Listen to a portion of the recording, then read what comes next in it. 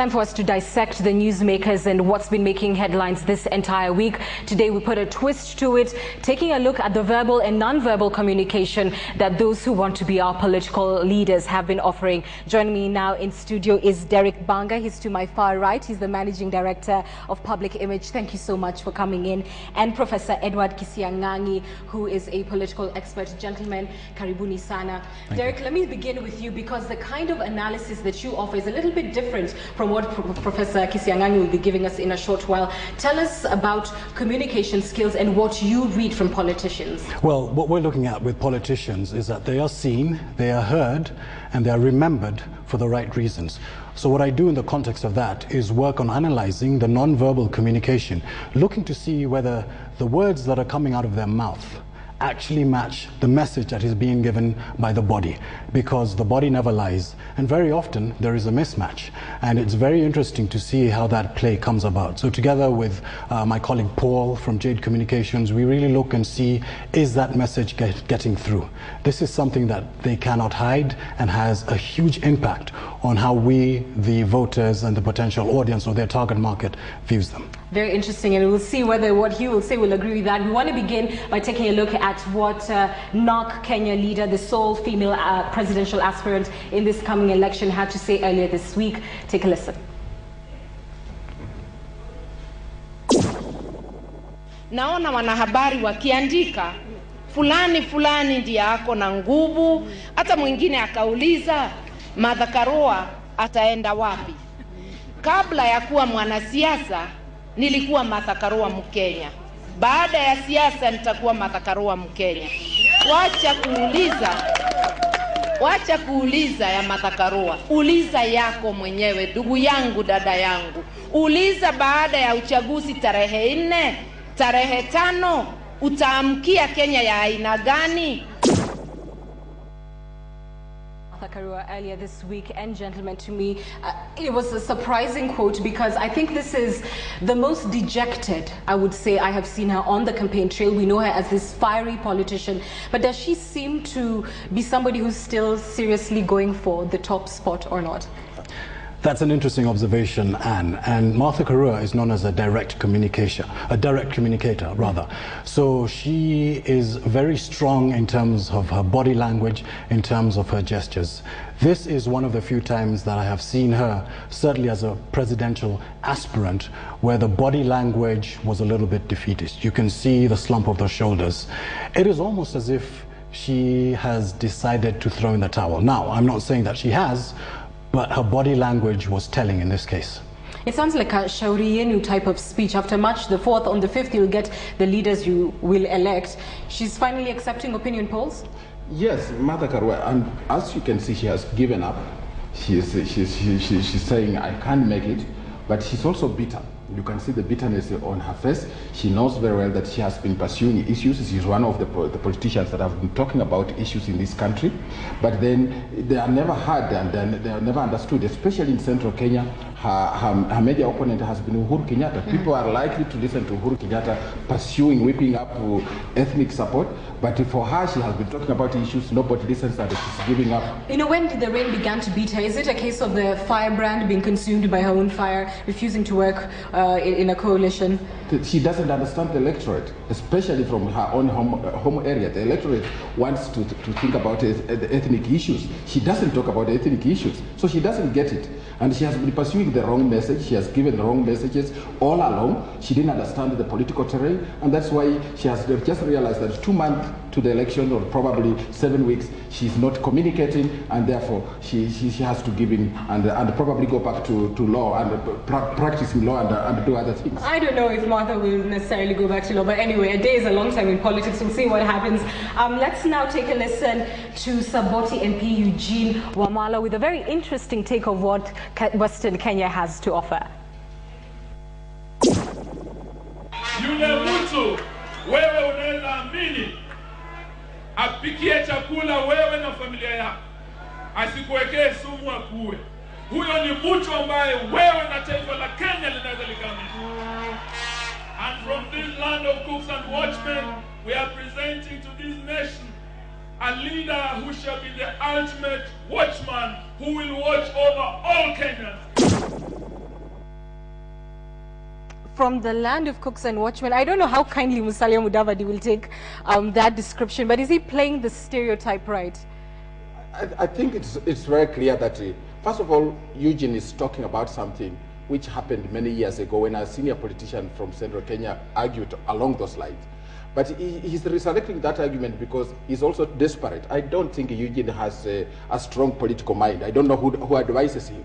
But if I were in his camp, I would tell him that he has a lot to learn in terms of politics, and that's why he makes mistakes. He's now realizing that he must go back to the ethnic factor, try to whip up Luhya support, and start bargaining from there. He was a presidential candidate. Where is he now? My question is, why not sell Western Kenya as a region that is as capable as any other to produce a credible, strong leader? That is why I'm saying Eugene has a weak political mind. And that you can Derek, do you agree? He's pandering to the base here. And I'm not sure who was in that particular audience, but he's got to be aware that there were a row of microphones there.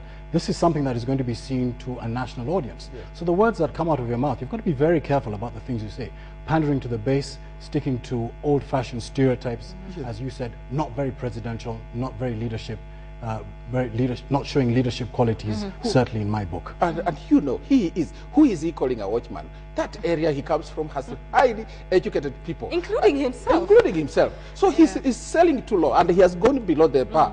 Nobody expects a presidential candidate until recently to argue like that. I think he has very poor political advice. Let me quickly sidetrack and go on to Mudavadi, who once Uhuru Kenyatta rejected him and that coalition. Do you think he's been playing his cards right in terms of changing this tune to be, you know what, I'm that honest leader who was shunned? Or does he seem like a man who does not also have a strong political mind, did read the signs of the times, and now he's getting what he asked for? And look at his friend, Anne. He has Eugene. They share something in common. He doesn't have a strong political... Please don't say a weak political mind. He doesn't have this is academical. I can prove that. He has a weak political mind, and that's why you can see that Musalia expected Uhuru to give him power. I think the practice of power, since Machiavelli up to now, is not about people handing over power to you. You get political power by domination. You don't get political power by persuasion. He thinks you can go to church and just be given that. Uhuru is doing real politics.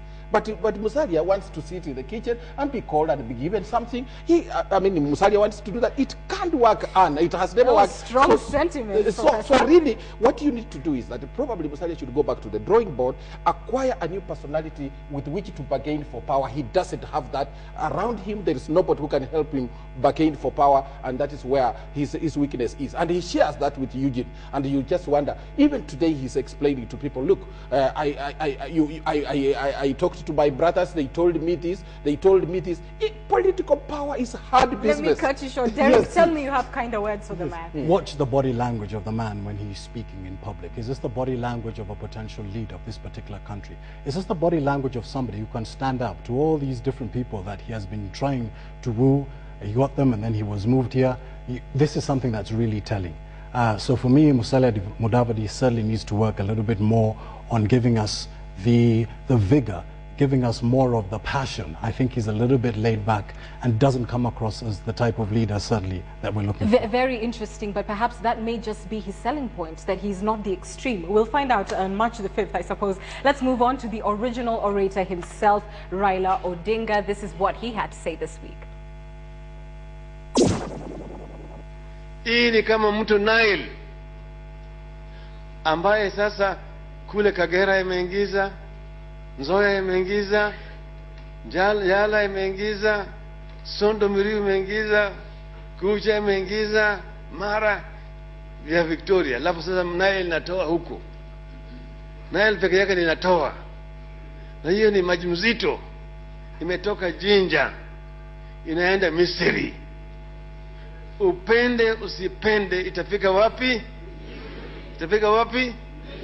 Sisi ni mighty river, the Nile.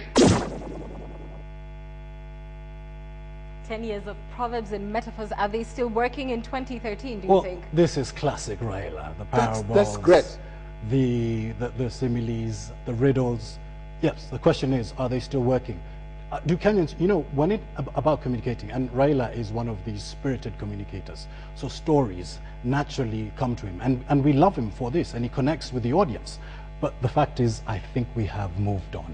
I think Kenyans are now looking for somebody who's going to give us real solutions to the problems that we face. If I was part of his communication team, I would say keep those riddles, keep that type of communication, because it does create that sort of positive reaction from the audience, but now link that to some of the issues that this country is facing. Do you agree? And how we solve them. I differ a little bit. If you look at him, I would just tell him to change some of the messages. But in terms of using riddles, giving those stories, Raila is a quintessential, effective politician. He's making his point. Remember, Anne, I've just told you a moment ago that in politics, you win power by domination. When he communicates about him being the big river which is flowing in the Mediterranean Sea, he's already saying he has huge hands, he has a huge chest to take everybody on and still tolerate their nastiness and their goodness. So therefore, he's dominating already his opponents, and there are a lot of people who have joined him. So that message to me, it begins. In your opinion, it still works? It still works because it shows him he's dominating. So even those who are still wavering, they still think Raila accommodates them. He's saying he has room for everybody. That is all he's saying. And that's very effective. I think I'm not sure I've read that far, but let me let you run away with that point as we quickly wind up. Let's listen to. No, I would like you to read Machiavelli's Prince, and you'll get the. We'll have a chat about that off air. But let's move on to the next one. William Ruto, who is a man who has probably had enough of the 10 years of those kind of analogies. This is what he said this week in reference to Raila Odinga.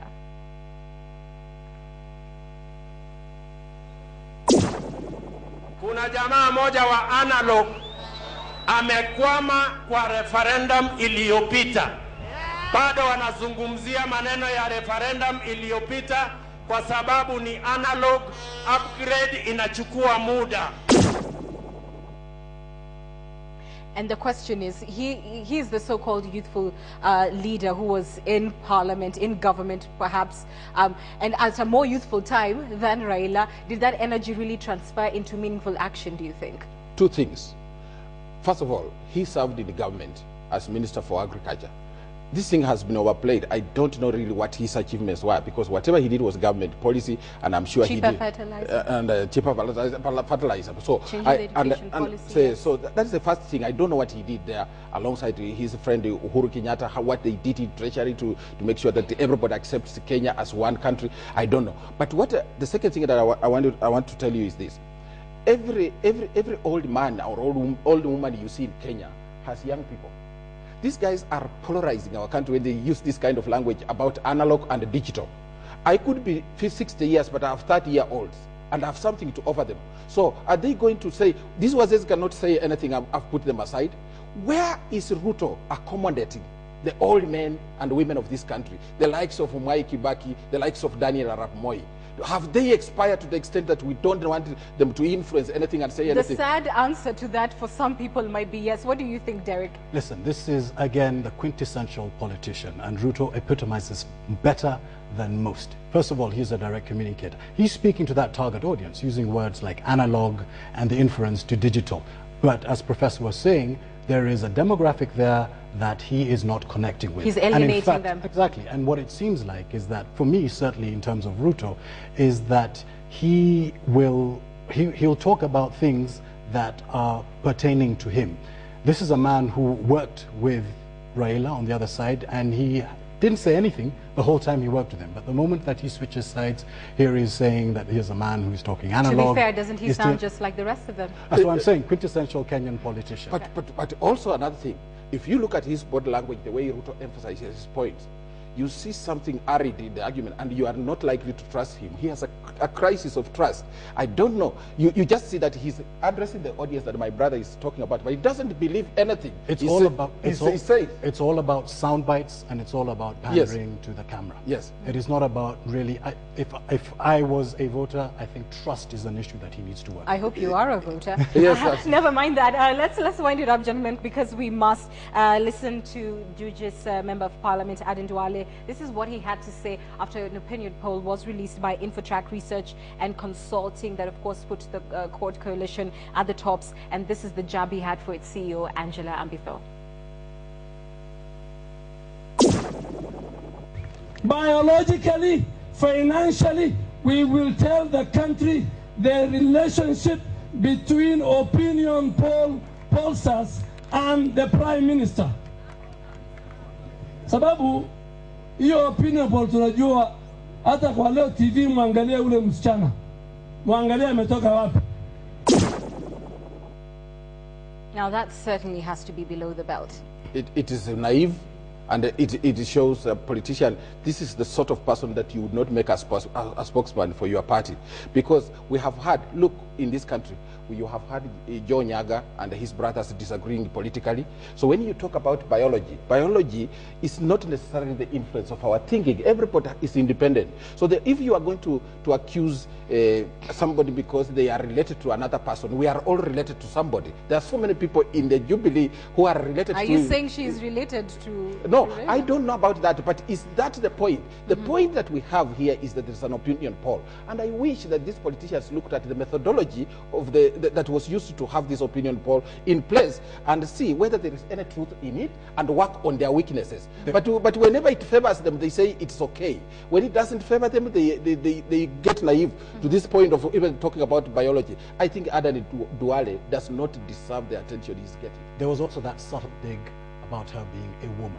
The fact that perhaps that she's a woman, that is why we cannot trust her, we cannot trust the polls. Also, look at his body language, that strident hand going like this. Yes. You have the closed fist, you have the hand. It's almost like a baton which is trying to beat you into submission, saying, you must not believe this, you must not believe this. That is telling. Well, guess who was not submissive? And I'll just quickly read this to you. It is an opinion piece that was published in today's The Standard on Sunday. Actually, Angela Mbitho wrote it. And part of what she wrote, and I quote, those of you who use numbers to address your weaknesses and bolster your strengths will see the positive traction in the numbers. Those of you who listen to psychophants who advise you to ignore the opinion polls as incorrect will often find yourselves overtaken by events. If you can't trust the public with polls, don't trust them with the vote. She's running a professional organization. There's standards that have to be met.